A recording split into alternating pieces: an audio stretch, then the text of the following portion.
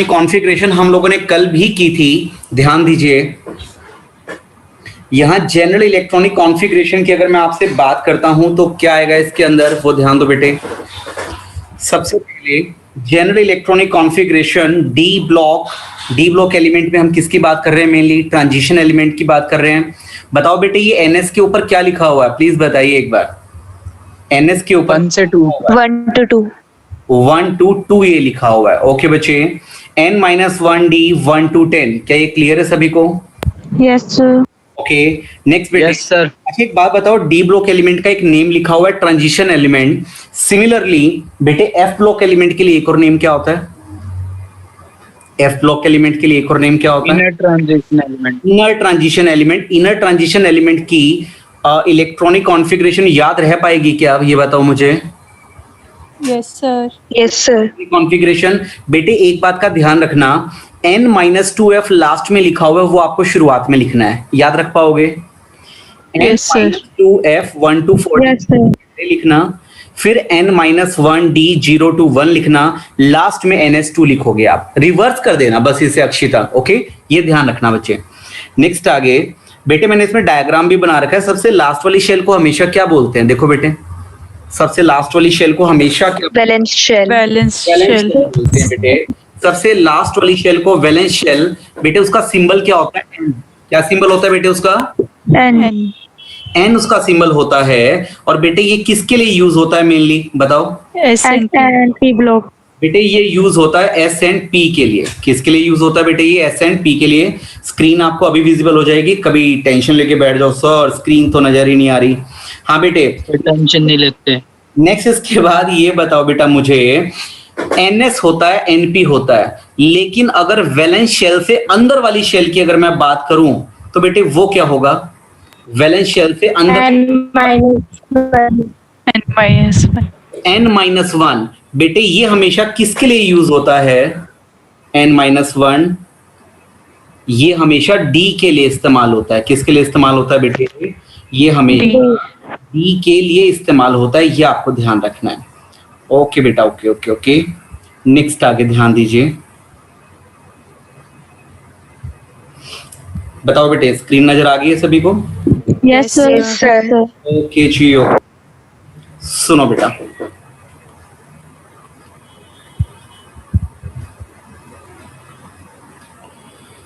Diagram के अंदर focus करें। सबसे लास्ट वाली शेल को हम लोगों ने क्या बोला? Valence shell. उसका सिंबल क्या है बेटे? एन। और ये हमेशा एस और पी के लिए यूज होता है। लाइक जैसे हम बोलते हैं एनएस एनपी बोलते हैं बेटे। उसके अंदर वाली शेल हमेशा किसके लिए इस्तेमाल होती है? उसका नाम रख दिया पेनल्टीमेट शेल। क्या नेम रखा बेटे? पेनल्टीमेट शेल उसका नेम रखा। वो हमेशा क्या कहलाएगी? एक शेल अंदर की बात हो रही है तो बोलेंगे n-1। क्या बोलेंगे? n-1। बेटे ये हमेशा d के लिए होता है, तभी तो तुमने हमेशा क्या पढ़ा? n-1d आपने हमेशा पढ़ा है बेटे, n-1d। ये आप नेक्स्ट इसके बाद आगे ध्यान दो, उससे भी अंदर वाली शेल को क्या बोलेंगे? उससे भी अंदर वाली के लिए क्या नेम है बेटा? Anti penultimate. बेटे उसको नेम दिया एंटी पेनल्टीमेट शेल। बेटे एक शेल और अंदर चले गए तो उसके लिए क्या सिंबल है? n-2। बताओ बेटे ये हमेशा किसके लिए इस्तेमाल होता है? एफ के लिए इस्तेमाल होता है। तो क्या आपको valence shell, penultimate shell, anti penultimate shell, क्या ये तीनों बातें क्लियर है बेटा आपको? 11th की बात है ये, कोई 12th की बात नहीं है। नेक्स्ट इसके बाद आगे ध्यान दीजिए बच्चे, डी ब्लॉक एलिमेंट का नाम हमने क्या रख रखा है? Transition element. बेटे एफ ब्लॉक एलिमेंट वो इससे भी अंदर वाले होते हैं, इसलिए उसका नाम क्या रख दिया? ट्रांजिशन नहीं, उसका नेम क्या रख दिया स्वाति? Inner transition. याद रहेगी बात बेटे, इनर ट्रांजिशन एलिमेंट उसका नेम रख दिया। नेक्स्ट आगे ध्यान दो बेटे, इन डी ब्लॉक एलिमेंट हर छोटी सी छोटी बात मैंने अपनी लैंग्वेज में लिखवा रखी है यहाँ बच्चों को। In d block element first electron is removed from ns. हर बच्चे को लगता है कि शायद से डी में से इलेक्ट्रॉन निकलना है। बताना बेटे पहले हमेशा इलेक्ट्रॉन किस में से निकलेगा? कुछ बच्चों को ना भी समझ में आया हो, जैसे देखो बेटे नीचे आयरन की इलेक्ट्रॉनिक कॉन्फ़िगरेशन लिखी है, आर्गन 18 4s2 3d6। तो बेटे यहाँ पे बात ये जनरेट होती है, अगर मुझे इलेक्ट्रॉन को लॉस करवाना हो तो पहले डी में से लॉस करवाएंगे कि पहले एस में से लॉस करवाएंगे? S में से एच में से सर। ये बात ध्यान रखना, पहले एस में से इलेक्ट्रॉन लॉस करवाएंगे, एस के इलेक्ट्रॉन पूरी तरह से लॉस हो जाएं तो किसका नंबर लगेगा? डी का नंबर लगेगा। आगे बढ़ सकता हूं बेटा? नेक्स्ट इसके बाद Yes sir. नेक्स्ट बेटा, अच्छा ये बताओ, कल आई थिंक मैं ये पूरा करवा चुका हूं क्या आपको? Yes sir. ओके बेटे, Yes. एक बात बताइए, इसमें दो एलिमेंट वो कौन कौन से हैं जिनकी एक्सेप्शनल इलेक्ट्रॉनिक कॉन्फ़िगरेशन होती है बेटे? Chromium, chromium and copper. And copper. क्या सबको क्लियर है क्रोमियम और कॉपर। कि इन दोनों की exceptional Yes, sir. Electronic configuration क्यों होती है? क्या ये बात आपको क्लियर है? ये बताओ मुझे। Yes sir. को क्लियर है बताना, बताओ बेटे। फटाफट अपनी अपनी रफ नोटबुक में क्वेश्चन लिखना स्टार्ट करें, लिखो जल्दी से। Why copper and chromium have exceptional electronic configuration? बेटे 11th क्लास का क्वेश्चन है लेकिन 12th में फिर रिपीट होता है आपके पास ये। बेटे कौन बताएगा इसका आंसर? Symmetrical behavior से ज्यादा stability आती है. सर अनसिमेट्रिक का है तभी। कोई और भी पॉइंट है? मोक्ष ने बताया वो पॉइंट। फिर एनर्जी वाला. पूरा नेम क्या था बेटा? पूरा नेम बताओ बेटे क्या था? एक्सचेंज एनर्जी रूल हम उसे बोलते थे। सुनो बेटे ध्यान से, बेटे मैं इसमें एक ही एग्जांपल लेकर देता हूं आप लोगों को क्रोमियम का, वो सबसे इंपॉर्टेंट है। बेटे क्रोमियम का एटॉमिक नंबर 24, आर्गन में कितने इलेक्ट्रॉन हैं? 18। बेटे चाहे 11th का कोई पार्ट है, मैं आपके सामने पूरा डिटेल में बता रहा हूं क्योंकि ये 12th में बताने की चीज नहीं है, लेकिन आपको आनी चाहिए। 11th में किसी को नहीं आती है या आती है तो एक बार रिवाइज हो जाएगी। आर्गन में 18 इलेक्ट्रॉन। नेक्स्ट आगे बेटे 4s2 3d4। एक तो ऑप्शन ये वाला बनता है, दूसरा ऑप्शन हमारे पास क्या बनता है बेटा? यहाँ क्रोमियम 24 है, आर्गन में कितने इलेक्ट्रॉन बेटे? 18, 4s1 3d5। एक केस हमारे पास ये बनता है बेटे। अब ध्यान दीजिए, अगर मैं बात करता हूं लेफ्ट हैंड साइड की, तो बेटे लेफ्ट हैंड साइड में 3d4 आया। प्लीज बताओ डी में सबसे पहले कितने बॉक्सेस बनाएं? 5 बॉक्सेस में इलेक्ट्रॉन कितने ड्रॉ करने पड़ेंगे? 4 इलेक्ट्रॉन। 4. प्लीज बताओ ना बेटे, सिमेट्रिकल के अनसिमेट्रिकल? Unsymmetrical. किसी बच्चे को नहीं पता कि सर ये सिमेट्री अनसिमेट्रिकल आप क्या बोल रहे हो, तो मेरी आपसे हाथ जोड़कर रिक्वेस्ट है, प्लीज बेटे एक बार बोल देना कि सर आप डिटेल में बता दो, बस आगे मैं अपने आप स्टार्ट हो जाऊंगा। बेटे पांचों डी ऑर्बिटल में बराबर बराबर इलेक्ट्रॉन नहीं, इसलिए करीना करिश्मा मैंने क्या बोला बेटे? इसे अनसिमेट्रिकल बोला। अगर अनसिमेट्रिकल है तो क्या बोलूं? Comparatively less. लेकिन बेटे अगर मैं राइट साइड पर चला जाता हूं तो बताओ बेटे 3d5 है, बताओ बेटे डी में अगेन कितने बॉक्सेस में ड्रॉ करूंगा? 5 ड्रॉ करूंगा। उन 5 बॉक्सेस में कितने इलेक्ट्रॉन हैं बेटे? 5 प्रेजेंट हैं। बेटे वो 5 इलेक्ट्रॉन प्रेजेंट है, क्या बोलूं बेटे? सभी के अंदर इलेक्ट्रॉन है बेटे। Symmetrical. सबसे पहले तो बेटे हाफ फील्ड। Half symmetrical. कोई दिक्कत तो नहीं है? हाफ फील्ड मैंने बोल दिया बेटा। No sir. हाफ फील्ड के बाद बेटे मैं इसे सिमेट्रिकल भी बोल दूं, कोई दिक्कत है क्या? No sir. सिमेट्रिकल है तो मोर स्टेबल बोल दो, कोई दिक्कत है क्या? No sir. तो इसका मतलब बेटे 3d4 रॉन्ग साबित हुई और 3d5 करेक्ट साबित हुई, कोई दिक्कत? No sir. बेटे इस रूल का नाम तो बता दो। इसे बोलते थे सिमेट्री। क्या बोलते थे बेटे इसे? सिमेट्री। बेटे राइटिंग कुछ समझ में आ भी रही है कि नहीं मेरी? ज्यादा गंदी तो नहीं है? आ गई सर। आ रही है बस समझ गए। निकम्मे, मैं तो सोच रहा था तू बोलेगा सर अच्छी है। नेक्स्ट ध्यान दो बच्चे, सेकंड रूल है। ऐसी उम्मीद मत रखो सर। तू चुप कर। Exchange energy rule. Exchange energy rule लो बेटे ध्यान दो, सुनो। बहुत बहुत धन्यवाद वासु जी। सुनो बेटे, एक्सचेंज एनर्जी रूल यहां पर ज्यादा इंपॉर्टेंस रखता है, प्लीज कॉन्सेंट्रेट करना। सबसे पहले बात हो रही है 3D4 की और फिर बात करेंगे 3D5 की। एक ही बार में समझ लेना बेटे, क्योंकि 11th का पार्ट है, मैं ज्यादा टाइम भी नहीं लगा पाऊंगा। सुनिए सुनिए सुनिए, सबसे पहले डी के 5 बॉक्सेस में ड्रॉ कर दूं। 1 2 3 4 एंड 5। 1 2 3 4। हाँ जी नैन्सी, आप हो क्या क्लास में? Nancy, Smriti and Samriddhi. Yes sir. Smriti and Samriddhi.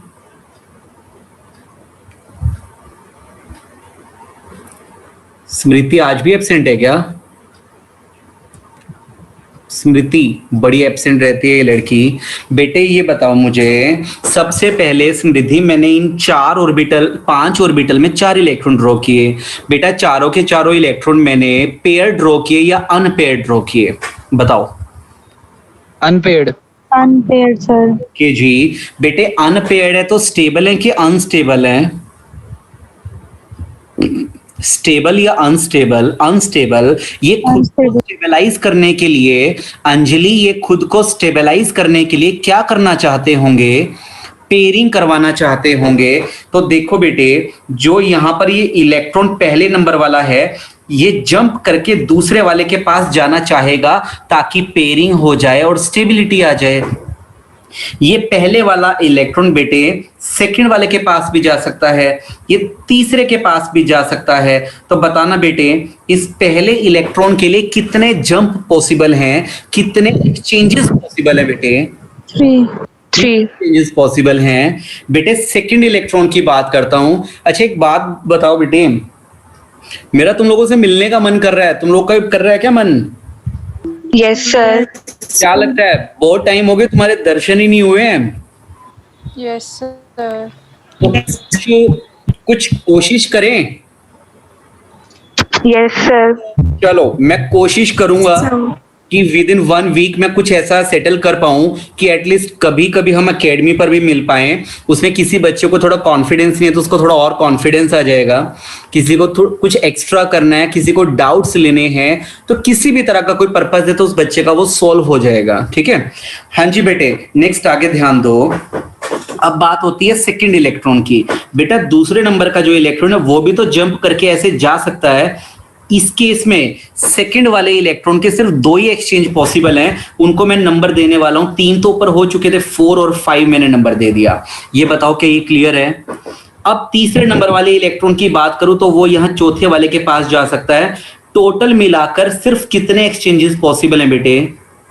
6 exchanges possible हैं। बेटे 6 बार अगर इलेक्ट्रॉन मूव करेगा तो मिस्टर अंकुश आप बताइए, इलेक्ट्रॉन जब मूव करेगा तो वो एनर्जी क्या करेगा? लॉस करेगा कि गेन करेगा? लॉस करेगा। रवीना अगर वो एनर्जी को लॉस करेगा तो बताओ बच्चे, खुद में एनर्जी क्या बचेगी? कम। खुद में एनर्जी कम बचेगी तो अन्नू स्टेबिलिटी क्या होगी? बताओ बताओ। ज्यादा होगी। उन्होंने लेस लिखा। अच्छा बेटे, ये इलेक्ट्रॉन अपनी अपनी पोजीशन को चेंज कर रहे हैं। अपनी पोजीशन को चेंज करेंगे तो यानी कि वर्क डन कर रहे हैं। वर्क डन अगर करेंगे तो बेटे क्या करेंगे? एनर्जी रिलीज करेंगे। एनर्जी रिलीज करेंगे तो खुद में एनर्जी कम बचेगी। खुद में एनर्जी कम बचेगी तो एनर्जी कम, तो केमिस्ट्री कहती है स्टेबिलिटी ज्यादा। अब हम बात करते हैं बेटे 3D5 वाले की, राइट हैंड साइड वाले की हम बात करते हैं। प्लीज ध्यान दीजिए, सुनिए। सुनो बेटा, तनिक रुक जाओ। हाँ जी बेटे सुनिए, ध्यान दीजिए। ये बैटरी का मैसेज तुम्हें भी रिफ्लेक्ट हो रहा होगा ना? लो बेटे, नेक्स्ट हम आगे आ जाते हैं 3D5 पर। तो यहां पर भी 5 बॉक्सेस पहले ड्रॉ कर दें। 1 2 3 4 5। मैंने 5 बॉक्सेस ड्रॉ किए। इनके अंदर कितने इलेक्ट्रॉन ड्रॉ करने हैं? 5 इलेक्ट्रॉन ड्रॉ करने हैं। 1 2 3 4 5। अब शुरुआत करेंगे सबसे पहले इलेक्ट्रॉन से। बताओ बेटे ये फर्स्ट नंबर वाला इलेक्ट्रॉन सेकंड वाले इलेक्ट्रॉन के पास जा सकता है ताकि पेयरिंग करवा ले, थर्ड के पास, फोर्थ के पास और फिफ्थ वाले के पास कितने एक्सचेंजेस पॉसिबल हुए बताओ बेटा? 4 एक्सचेंजेस। ओके अश्मीत, दिवांशी, बच्चे आप लोग के रिप्लाई नहीं आ रहे, समझ में तो आ रहा है ना? सुनो नेक्स्ट आगे, सेकंड वाले इलेक्ट्रॉन की बात करें, थर्ड के पास, फोर्थ के पास और फिफ्थ के पास। बताओ बेटे क्या क्या नंबर लिखूं? 5 5 6 7 बताओ बेटे क्या यहाँ तक क्लियर है? अब हम बात स्टार्ट करेंगे किसकी? थर्ड वाले इलेक्ट्रॉन की। ये यहां जा सकता है, इससे आगे भी आ सकता है। कितना नंबर देंगे? 8 और 9। सबसे आखिर में बेटे ये वाला क्या नंबर देंगे? 10। कितने एक्सचेंजेस पॉसिबल हैं? 10 एक्सचेंजेस। बेटे ये बताइए किसके अंदर एनर्जी का लॉस सबसे ज्यादा होगा, लेफ्ट साइड में या राइट साइड में? Right right side right side में का लॉस सबसे ज्यादा होगा। ठीक है, आई थिंक मुझे लगता है कि आप लोग ना सिर्फ चैट बॉक्स को ही यूज करो, ठीक है? फिर पीछे तुम पता नहीं बैकग्राउंड में क्या क्या बजाते रहते हो। हाँ बेटे, तो राइट साइड के अंदर क्या हुआ? राइट साइड में 10 एक्सचेंजेस पॉसिबल हैं। 10-10 बार इलेक्ट्रॉन अगर मूव करेगा तो ज्यादा एनर्जी को रिलीज करेगा। More energy will release, so 3d5 have less energy. बेटे ज्यादा से ज्यादा एनर्जी रिलीज कर दी तो खुद में क्या बचेगी? So 3d5 have less energy, but बोल दो और स्टेबिलिटी तो बताओ बेटे फिर दोबारा से कौन साबित हुआ? 3d5। तो अल्टीमेटली इलेक्ट्रॉनिक कॉन्फ़िगरेशन हम कौन सी प्रेफर करेंगे? 3d4 वाली या 3d5 वाली? 3d5 वाली। क्या सबको क्लियर? आगे बढ़ सकता हूं बेटा? Yes sir. अच्छा अब ध्यान दो बेटे, ये कौन है बेटे जो फैमिली मेंबर्स के बीच में बैठ के पढ़ रहे हैं? अच्छा ये देखो बेटे, ये ऊपर ना ये जो पूरा का पूरा ये लिख रखा है बेटे, ये पूरा का पूरा यही वाला मैटर है जो मैंने आपको साइड में लिख कर दिया। लेकिन मैंने साइड में आपको एक अच्छी सी राइटिंग में लिख कर दिया। क्यों दिया लिख कर अमृत?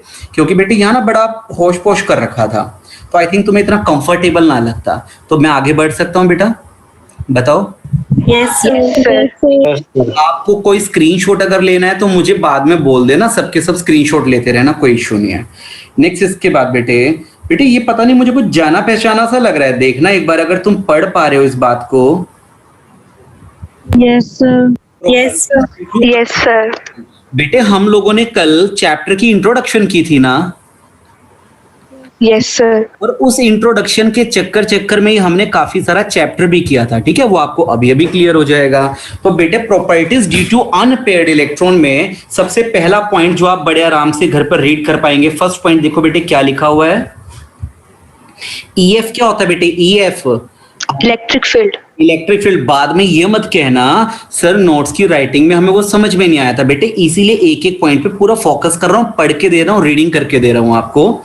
इलेक्ट्रिक फील्ड और कंडक्टिविटी लिखा है। आई थिंक आगे तो आप बड़े प्यार से समझदार हो, पढ़ पाओगे, कल किया था हमने डिटेल में। बेटे ये एमएफ क्या लिखा हुआ बेटे?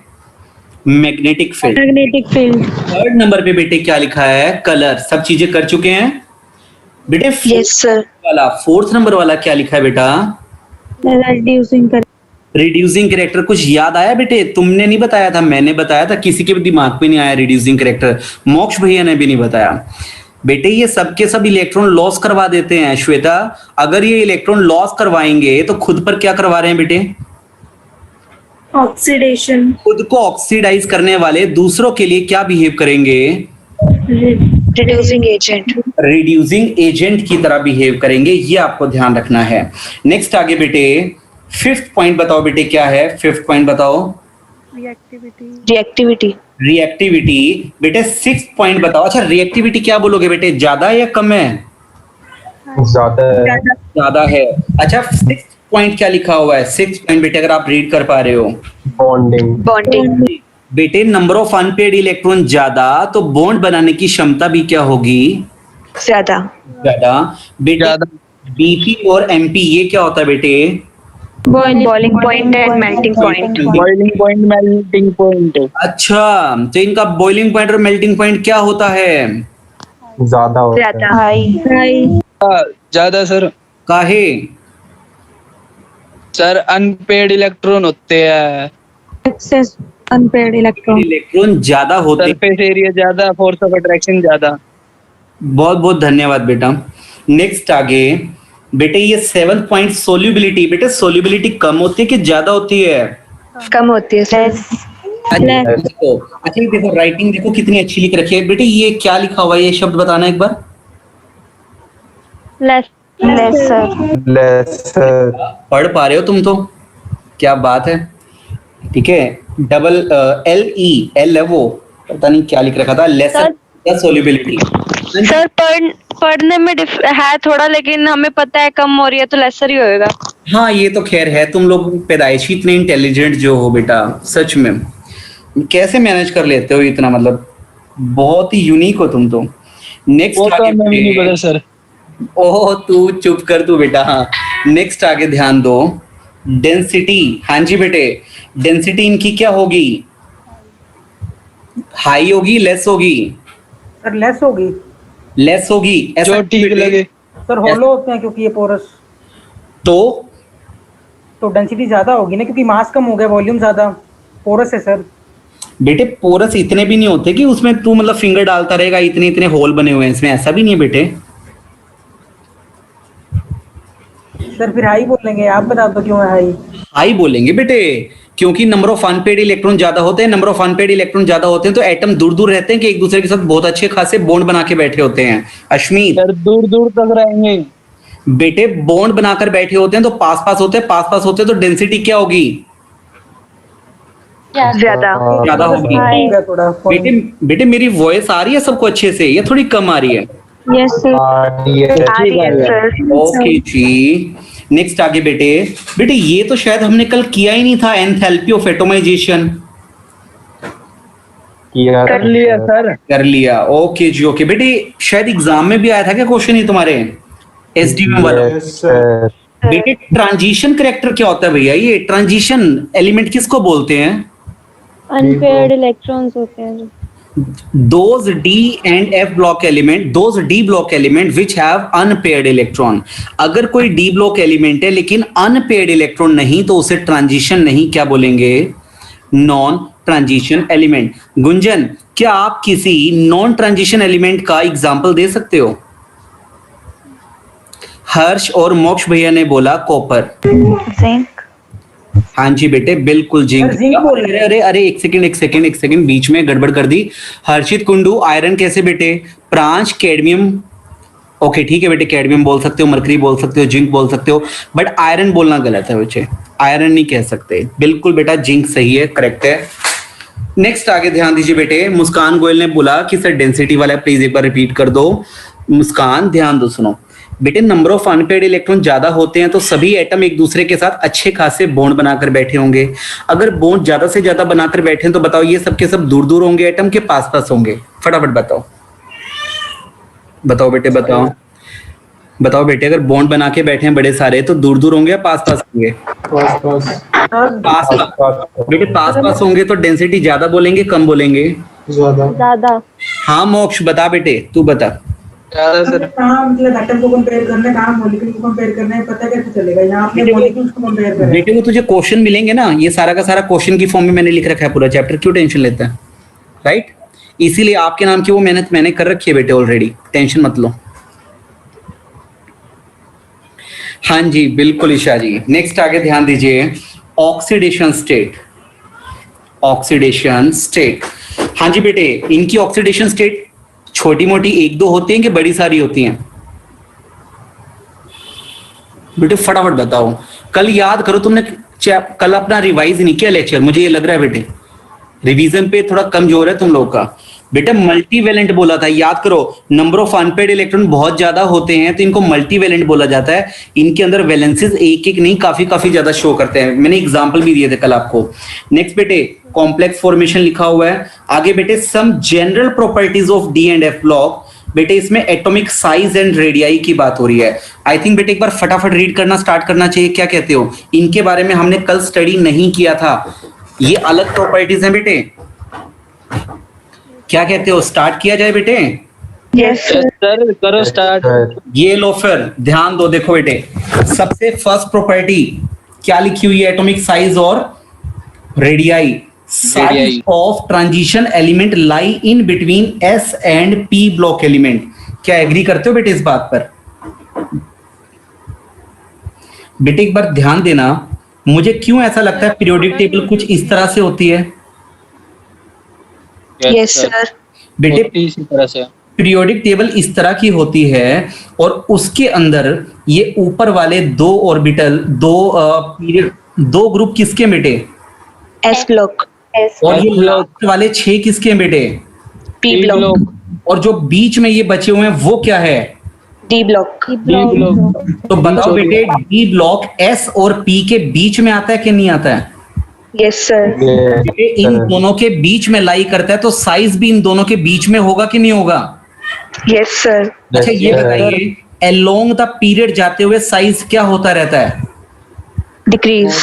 डिक्रीज होता है। तो प्लीज बताइए डी ब्लॉक एलिमेंट का साइज एस ब्लॉक से क्या होगा? डी ब्लॉक एलिमेंट का साइज एस ब्लॉक छोटा होगा, छोटा। पी ब्लॉक से क्या होगा? पी ब्लॉक से बड़ा होगा। तो क्या ये बोलना गलत है? Size of transition element lies in between S and P block element along the series nuclear charge increases atomic size decreases। क्या ये क्लियर है सभी को? Yes, sir. बेटा Yes, sir. आगे की तरफ जाते हुए देखो ध्यान से, ये बेटे ऐसे आगे की तरफ जाते हुए along the series along the period जाते हुए साइज क्या होगा? डिक्रीज होगा। क्या ये क्लियर है बेटा? Yes, sir. ध्यान दो बेटे, मेटेलिक कैरेक्टर। एक बात तो हमें कल भी पता लगी थी, ये सबके सब क्या होते हैं? Metallic. मेटल होते हैं, ठीक है। अच्छा सुनो ध्यान से, अब ये जितनी भी प्रॉपर्टी तुम यहाँ करोगे ना, क्या लगता है तुम्हें पेपर में ये तुम्हें साइज पूछा जाएगा क्या कभी? क्या paper No, sir. Metallic character पूछेंगे? बेटे इन सारी प्रॉपर्टी में तुम्हें बड़े सारे एक्सेप्शन मिलेंगे, उन एक्सेप्शंस पर जोर रखना, वो आपके एग्जाम में आते हैं बहुत बड़े लेवल पर, राइट? पता लग गया किस पर कॉन्सेंट्रेट करना है? एक्सेप्शंस पर। देखो बेटे सबसे पहला एक्सेप्शन आपके सामने आने वाला है, क्या? Accept mercury. क्या एक्सेप्शन है इसमें? ये कैसा होता है? Liquid. जबकि बाकी सब के सब क्या होंगे बेटे? Solid. सॉलिड का मतलब हार्ड। और बेटे लस्ट्रस, शाइन करते हैं। Malleability and ductility. बेटे कोई बताएगा मेलिएबिलिटी और डक्टिलिटी में क्या डिफरेंस था?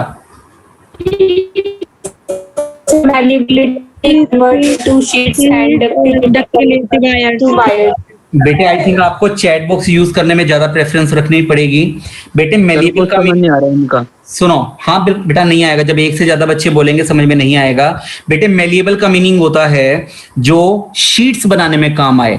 आप उसे प्रेस करके पीट के क्या कर सकते हो? थिन शीट्स में कन्वर्ट कर सकते हो, उसे बोलेंगे मेलिएबल।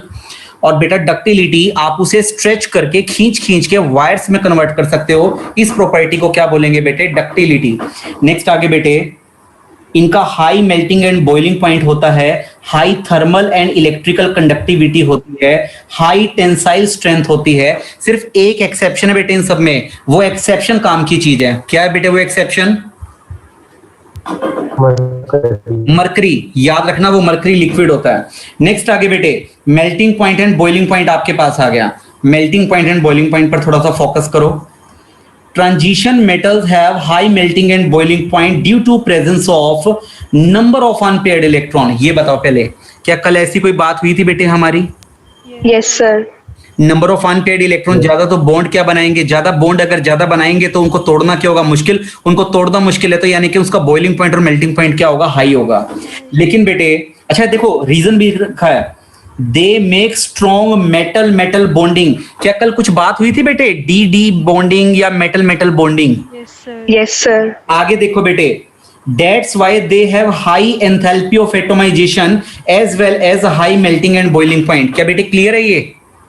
Yes, sir. अच्छा अब एक बात बताओ बेटे, मैं आपको इसकी पीडीएफ सेंड करूंगा तो सिर्फ और सिर्फ उस पीडीएफ के ऊपर ही डिपेंड रहोगे या फिर अपने हैंड से लिखोगे इन सारे नोट्स को? अब आवाज नहीं आ रही है तुम्हारी। सर अपने आप लिखेंगे। अपने हैंड से लिखोगे तो प्रैक्टिस हो जाएगा, याद हो जाएगा, इसलिए कह रहा हूं बेटे। ठीक है, नेक्स्ट आगे ध्यान दीजिए। हाँ जी बेटे, एग्जाम्पल तो बनता है, एग्जाम्पल तो बनता है बेटे। केड़ा एग्जाम्पल बताओ? टंगस्टन। बेटे टंगस्टन का सिंबल तो बता दो। W. बेटे इसका मेल्टिंग पॉइंट क्या होता है? लोएस्ट होता है कि हाईएस्ट होता है? Highest. बेटे कितना होता है बेटे? 3380। आप एक बात बताओ, आप लोगों ने क्या ये 10th क्लास में ये टेम्परेचर पढ़ा था क्या? 10th क्लास में टंगस्टन का? Yes sir. कुछ बच्चों ने पढ़ा होगा, कुछ बच्चों ने नहीं पढ़ा होगा। 384 था बेटे 3380 डिग्री सेल्सियस एग्जैक्टली यही मेल्टिंग पॉइंट 10th क्लास की बुक में भी है। तब आपके पास ये आया हुआ था कि टंगस्टन जो है इसकी रेजिस्टिविटी ज्यादा होती है, रेजिस्टिविटी ज्यादा होगी तो हीटिंग एनर्जी क्या देगा? ज्यादा। लाइटनिंग इफेक्ट भी क्या देगा? ज्यादा। रेजिस्टेंस भी क्या प्रोड्यूस करेगा? ज्यादा। तो बेटा ये आपको ध्यान रखना है, लेकिन मेल्ट नहीं होता जल्दी से, ये इसका सबसे बड़ा बेनिफिट था हमें। बल्ब फिलामेंट में ये यूज होता था। नेक्स्ट आगे बेटे ध्यान दीजिए, डेंसिटी। हाँ बेटे फटाफट जल्दी से एक बार रीड कर लो। देखो बेटे क्या लिखा हुआ है, along the transition series atomic mass increase. Agree करते हो? लेकिन साइज छोटा होता जा रहा है। साइज छोटा होगा तो हन्नी वॉल्यूम भी क्या बोलेंगे? डिक्रीज बोलेंगे। तो बेटे मास ज्यादा वॉल्यूम कम, तो डेंसिटी ओवरऑल क्या आएगी? ज्यादा आएगी। नेक्स्ट बेटे आगे ध्यान दीजिए, इसके बाद आयोनाइजेशन एंथैल्पी। हाँ बेटे फटाफट जल्दी से रीड कर लो। बेटे डी ब्लॉक एलिमेंट का साइज किस किस के बीच में होता है? एस ब्लॉक और P block. तो बेटे डी ब्लॉक एलिमेंट की आयोनाइजेशन एंथैल्पी भी इन बिटवीन होगी किस किस के? S and P block. बेटे बहुत डिफिकल्ट लैंग्वेज है क्या? No sir. No, sir. बेटे इसके बाद एक क्वेश्चन शायद लिखा हुआ दिखाई दे रहा है। Question, zinc, cadmium, mercury have high ionisation enthalpy, why? क्या रीजन लिखेंगे बेटे? Sir fully filled electronic configuration. क्योंकि बेटे इनके पास फुल्ली फिल्ड इलेक्ट्रॉनिक कॉन्फ़िगरेशन है। फुल्ली फिल्ड है तो बेटे स्टेबल या अनस्टेबल? Stable. बेटे स्टेबल यानी मोह माया से दूर। इसका मतलब इलेक्ट्रॉन को लॉस करवाना इजी है कि डिफिकल्ट है? Difficult. इलेक्ट्रॉन को लॉस करवाना डिफिकल्ट है तो आयोनाइजेशन एंथैल्पी कम देनी पड़ेगी या बहुत ज्यादा देनी पड़ेगी? बहुत ज्यादा। सर ज्यादा देनी पड़ेगी। चलिए नेक्स्ट बेटे आगे ध्यान दीजिए, उसके बाद क्या लिखा है? Standard electrode potential and chemical reactivity. बेटे रीड करना स्टार्ट करो एक बार। thermodynamic stability and chemical reactivity can be related or compared with ionization enthalpy। बेटे अगर किसी की ionization enthalpy कम तो यानी कि इलेक्ट्रॉन को लॉस करवाना क्या है? Easy. कम। मैं फिर रिपीट कर रहा हूं बेटे, अगर किसी में नंबर ऑफ अनपेयर्ड इलेक्ट्रॉन ज्यादा तो बेटे इलेक्ट्रॉन को लॉस करवाना क्या होगा? इजी होगा। और बेटे उसके लिए आयोनाइजेशन एंथैल्पी क्या लगानी पड़ेगी? कम लगानी पड़ेगी। तो बेटे जब इलेक्ट्रॉन आराम से निकलेगा तो खुद पर बड़ी जल्दी कैसा चार्ज आ जाएगा? Positive. बेटे खुद पर बड़ी जल्दी पॉजिटिव आएगा तो किसी भी नेगेटिव वाले के साथ फटाफट क्या कर लेगा? बॉन्डिंग, रिएक्शन कर लेगा। तो रिएक्टिविटी किस पर डिपेंड करती है बेटे? इलेक्ट्रॉन के लॉस होने पर। किस पर डिपेंड करती है? Electron loss. Electron. और बेटे इलेक्ट्रॉन का लॉस होना किस पर डिपेंड करता है? इलेक्ट्रॉन का लॉस होना, प्लीज कॉन्सेंट्रेट करें। आयनाइजेशन। इलेक्ट्रॉन का लॉस होना डिपेंड करता है बेटे इलेक्ट्रोड पोटेंशियल पे। थोड़ा रिपीट करूं क्या अच्छे तरीके से? इलेक्ट्रॉन का लॉस होना सिर्फ आयोनाइजेशन पे नहीं, किस पर डिपेंड करता है? Standard electrode potential. 11th class का एस ब्लॉक चैप्टर का पूरा कॉन्सेप्ट है। कहते हो हेमंत जी? तो एक बार रिपीट कर देता हूं, बताओ बेटे। Yes sir. बेटे ये लीजिए सुनिए, क्योंकि मुझे पता है काफी लंबा टाइम हो चुका है, बीच में बड़ा कोरोना काल तुम भुगत चुके हो तो भूल चुके होगे बेटे। सुनो, हमें बचपन कौन सा बेटे, हमारा 10th क्लास, हमें 9th 10th क्लास से लगता था कि भैया सोडियम में से इलेक्ट्रॉन लॉस करवाना है तो बनेगा Na पॉजिटिव और इलेक्ट्रॉन को लॉस करवाने के लिए जो एनर्जी इस्तेमाल होती है उसे क्या बोलते हैं, आयोनाइजेशन एंथैल्पी। लेकिन बेटे लास्ट ईयर जब एस ब्लॉक चैप्टर आपने पढ़ा तब बेटे हम लोगों को डिटेल में नॉलेज मिली कि सिर्फ आयोनाइजेशन एंथैल्पी से गुजारा नहीं होता। सोडियम पहले नेचर में किस स्टेट में होता है, सॉलिड। सॉलिड। उसे पहले किस में कन्वर्ट करना पड़ेगा, गैस में कन्वर्ट करने के लिए कौन सी एंथैल्पी देनी पड़ेगी, सब्लिमेशन एंथैल्पी देनी पड़ेगी। अब बताओ बेटे, जो ये सोडियम गैस है अब ये अपने अंदर से इलेक्ट्रॉन को लॉस करेगा, बेटे इलेक्ट्रॉन को लॉस करने के लिए जो एनर्जी देनी पड़ेगी उसका आयनाइजेशन एंथैल्पी। अच्छा एक बात बताओ बेटे, अब ये सोडियम के ऊपर कैसा चार्ज आ गया, करीना करिश्मा, सोडियम के ऊपर बच्चे कैसा चार्ज आ गया, पॉजिटिव। बेटे दुनिया में किसी के ऊपर पॉजिटिव या नेगेटिव चार्ज आ जाए तो क्या वो स्टेबल होता है बेटे, नो सर। No sir. बेटे तो बेटे अब ये बताओ Na पॉजिटिव अनस्टेबल हो गया, इसे स्टेबलाइज करने के लिए क्या किया जाता था, ये Na पॉजिटिव ये गैस है, ये अपने चारों तरफ वाटर की एक लेयर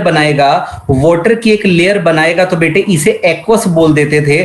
बताओ बेटे इस फिनोमिना का नाम क्या था, हाइड्रेशन एंथैल्पी। याद है कुछ दिन पहले आपको मैंने 11th क्लास की हाइड्रेशन एंथैल्पी की एक वीडियो सेंड की थी। Yes sir. लेकिन बेटे तुम तो बहुत इंटेलिजेंट हो, तुमने देखी थोड़ा ना होगी बेटे। नहीं देखी सर, मुझे Yes, लगा sir. गलती से भेज दी। अबे निकम्मे उसे देख बेटे, उसमें देख तेरी बारात आई हुई है, उस वीडियो को सर अभी तो शादी का मुहूर्त तो निकला नहीं, बारात कहाँ से आ जाएगी। बेटे तेरे को एक्सपीरियंस करवा रहे हैं, उसको देखियो एक बार, तेरे को उसमें बाराती भी मिलेंगे, दूल्हा दुल्हन भी मिलेंगे।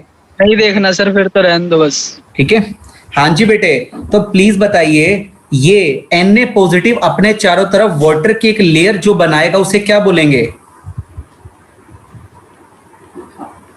Hydration enthalpy. तो प्लीज बताओ बेटे इलेक्ट्रॉन का लॉस होना सिर्फ एक ही बात पे डिपेंड करता है या तीनों पे डिपेंड करता है, सर तीनों पे करता है। और बेटे इन तीनों को मिला करके क्या नाम दिया जाता है, स्टैंडर्ड इलेक्ट्रोड पोटेंशियल। कुछ समझे कि नहीं समझे यस बेटे, ये मेरी कोई बाउंडेशन नहीं है कि मुझे ये चीजें भी बतानी है, आप लोगों को ये ध्यान रखना। लेकिन बच्चे ये 11th क्लास के कॉन्सेप्ट हैं, ठीक है, आपका कॉन्सेप्ट अच्छे से क्लियरिफाई करने के लिए मेरा 1 मिनट लगता है, लेकिन आई थिंक आपका थोड़ा दिमाग अच्छे से बिल्डअप हो जाता है। अब इसके अंदर की जो नॉलेज है वो तुम्हें कैप्चर करनी है, ठीक है। हाइड्रेशन एंथैल्पी की वीडियो भी मैं आपको ऑलरेडी सेंड कर चुका हूं। नेक्स्ट आगे ध्यान दो, अगर ये लगता है कि मुझे रीसेंड करनी है तो मुझे बोल देना, ठीक है बेटे। सर रीसेंड कर दो। चल कर दो, नहीं कर दूंगा, ठीक है। हाँ बेटे, तो आपके पास इवनिंग में मैं हाइड्रेशन एंथैल्पी वाली वीडियो दोबारा से रीसेंड कर दूंगा, तुम्हारा मन खुश हो जाएगा। लास्ट तक जरूर देखें, सब्सक्राइब और लाइक का बटन दबाना ना भूलें। नेक्स्ट आगे ध्यान दो बेटे, वापस आ जाओ। तो बेटे सबसे पहले रिएक्टिविटी किस पर डिपेंड करता है नैन्सी, रिएक्टिविटी डिपेंड करता है इलेक्ट्रॉन के लॉस होने पे, ठीक है बेटा, क्योंकि इलेक्ट्रॉन लॉस होगा तो पॉजिटिव चार्ज आएगा, पॉजिटिव आएगा तो नेगेटिव वाले के साथ रिएक्शन करेगा, तो रिएक्टिविटी डिपेंड करता है इलेक्ट्रॉन के लॉस होने पे। बेटे इलेक्ट्रॉन का लॉस होना किस पे डिपेंड करता है, standard electrode potential. I think समझ गए हो। Yes sir. Yes sir. Next आगे आ जाओ। ऑक्सीडेशन स्टेट बेटा, ऑक्सीडेशन स्टेट। हाँ जी बेटे, ऑक्सीडेशन स्टेट में क्या बोलेंगे, इनके अंदर ऑक्सीडेशन स्टेट 1-2 होती है कि बहुत ज्यादा होती है, बहुत ज्यादा। अच्छा मिस्टर तायल, आप एक बात बताओ, नंबर ऑफ अनपेयर्ड इलेक्ट्रॉन अगर कम है तो नंबर ऑफ ऑक्सीडेशन स्टेट भी क्या होंगी, कम होंगी। अगर नंबर ऑफ अनपेयर्ड इलेक्ट्रॉन ज्यादा है, नंबर ऑफ अनपेयर्ड इलेक्ट्रॉन ज्यादा, तो नंबर ऑफ ऑक्सीडेशन स्टेट भी क्या होंगी, ज्यादा। एग्री करते हो सभी यहाँ तक? यस। ठीक है, थोड़ा सा कंसंट्रेट करना बेटे, एक बार। तनिक रुको, ये ध्यान दो बेटे, सुनो। आपको ये एलिमेंट्स नजर आ रहे हैं, एटॉमिक नंबर 21 से लेकर 30 तक? Yes sir. बेटे Yes, बताना, sir. सबसे पहले वाले एलिमेंट के अंदर कितने अनपेड इलेक्ट्रॉन है? 1, फिर 2, फिर 3, उसके बाद बेटे कितने थे? 5 थे ना, फिर उसके बाद अगेन 5। तो बेटे पहले तो नंबर ऑफ अनपेड इलेक्ट्रॉन क्या हो रहे हैं बताओ? 1. पहले तो नंबर ऑफ अनपेड इलेक्ट्रॉन क्या हो रहे हैं? इंक्रीज। 1 2 3 5 5। पहले तो number of unpaired electron increase हो रहे हैं, तो नंबर ऑफ ऑक्सीडेशन स्टेट भी क्या होंगी विशाल? नंबर ऑफ ऑक्सीडेशन स्टेट भी क्या होंगी? Increase. इंक्रीज होंगी। लेकिन साहिल आगे जाकर देखो क्या हुआ, बताओ बेटे। लास्ट में अगर 6 लिखा है तो नंबर ऑफ अनपेड इलेक्ट्रॉन कितने होंगे? लास्ट में अगर 6 लिखा है तो अनपेड इलेक्ट्रॉन कितने होंगे? 4 होंगे।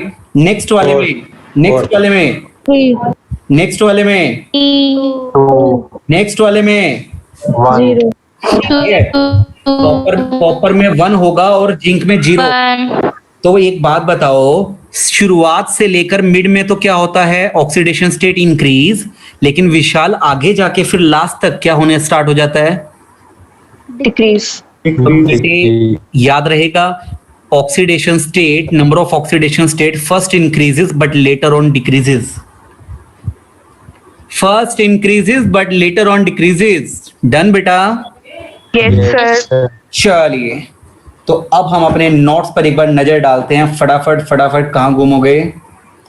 ये मिल गया बेटे, सुनिए ध्यान से। ऑक्सीडेशन स्टेट बेटे एक बार रीडिंग लेनी तो बनती है, आई थिंक बेटे एक बार रीडिंग तो ले लो एटलीस्ट, कम से कम। ऑल द ट्रांजिशन एलिमेंट्स, क्या लिखा है? All transition element exhibit a number of oxidation state due to presence of number of unpaired electron. आगे बेटे, in transition series, in a transition series, first number of unpaired electron as well as oxidation state क्या लिखा बेटे? Increases. But after mid it start decreasing. Decreasing. Mid के बाद ये decrease होना start हो जाती है। तो बेटे एक बात बताओ, जितना वर्क हम आज कर चुके होंगे उसका रिटर्न आज ही करोगे या कल या परसों करोगे? आज करेंगे सर। आज करेंगे। आज करेंगे ना, सर। अगर आप इसका रिटर्न वर्क कल या परसों करने की कोशिश करोगे तो आप तब तक भूल चुके होगे कि सर ने यहाँ पे वर्ड जो बताए थे वो क्या क्या लिखे हुए हैं। कंफ्यूजन जनरेट होगा, फिर आपका लैंग्वेज में, राइटिंग में कंफ्यूजन जनरेट होगा। ठीक है, अब जैसे एग्जाम्पल के तौर तुम कहोगे सर ये क्या वर्ड लिखा हुआ है, अब आज करोगे तो तुम्हें पता है कि भैया मिड की बात हो रही है, बात खत्म, आगे अपने आप बना लोगे तुम। नेक्स्ट आगे ध्यान दीजिए, सुनिए। नेक्स्ट आगे, नेक्स्ट आगे बेटे, बड़ा अच्छा क्वेश्चन है, बड़ा अच्छा क्वेश्चन है। सुनो देखो, क्वेश्चन है बेटे ये, फर्स्ट आयोनाइजेशन एंथैल्पी। पहले तो बेटे राइटिंग देख लो एक बार ताकि थोड़ा हैबिट भी पड़ जाए। तरुण जी, तनु, स्वाति, मिस्टर मित्तल, देख रहे हैं सर। तो बेटे first ionization enthalpy of 5D element, 5D की बात हो रही है, 5th पीरियड की बात हो रही है। 5D element are higher as compare to 3D and 4D transition series. बेटे 3D और 4D के कंपैरिजन में 5वें में से इलेक्ट्रॉन को निकालना मुश्किल है। ऐसा क्यों बेटे, ऐसा क्यों बताओ बेटे? अगर मैं 3D की बात करूं, देखो बेटे देखो, सुनो, 3D 4D 5D बेटे, तीसरा पीरियड, चौथा पीरियड, 5वां पीरियड, बेटे साइज छोटा, साइज बड़ा, साइज और बड़ा। तो बेटे अगर साइज बड़ा हो रहा है तो इलेक्ट्रॉन को निकालना क्या होना चाहिए? Easy. साइज, अगर इलेक्ट्रॉन का निकलना इजी है तो आयोनाइजेशन एनर्जी क्या लगनी चाहिए? Come. लेकिन ये भाई साहब क्या कह रहे हैं? High. इसका रीजन क्या है? बेटे 3D में सिर्फ 3D इन्वॉल्व है। बेटे 4D के अंदर 3D भी आया होगा और 4D भी आ गया। बेटे 5D वाले में 3D भी आ गया, 4D भी आ गया, 5D आ गया। बेटे किसके अंदर d ऑर्बिटल ज्यादा है? रवि, किसके अंदर d ऑर्बिटल्स ज्यादा है? साहिल, मित्तल, प्लीज बता दो बेटे। 5D। अरे भैया 5D में d ऑर्बिटल ज्यादा हैं, तो बताओ शील्डिंग इफेक्ट बहुत ज्यादा पुअर होगा कि नहीं होगा? Very poor shielding effect P block में डिटेल में किया था। बेटे पुअर शील्डिंग इफेक्ट है तो बेटे साइज जो बड़ा नजर आ रहा है वो सच्चाई क्या है बेटे? वो बड़ा होगा कि छोटा हो जाएगा कंपैरेटिवली? तो छोटा हो जाएगा। अरे छोटा हो जाएगा तो इलेक्ट्रॉन को निकालना मुश्किल होगा कि इजी होगा? मुश्किल। होगा। अरे मुश्किल होगा तो आयोनाइजेशन एंथैल्पी कम लगेगी कि ज्यादा लगेगी? ज्यादा लगेगी। कछु समझे कि नहीं समझे? Yes sir. चलिए नेक्स्ट आगे बेटे, क्या लिखा हुआ है? Catalytic property. क्या लगता है, इसको रीड कर पाओगे? Yes sir. कल किया Yes, था हमने sir. ये बेटे। नेक्स्ट इसके बाद बेटे आगे क्या? हाइड्रोजिनेशन रिएक्शन, ठीक है।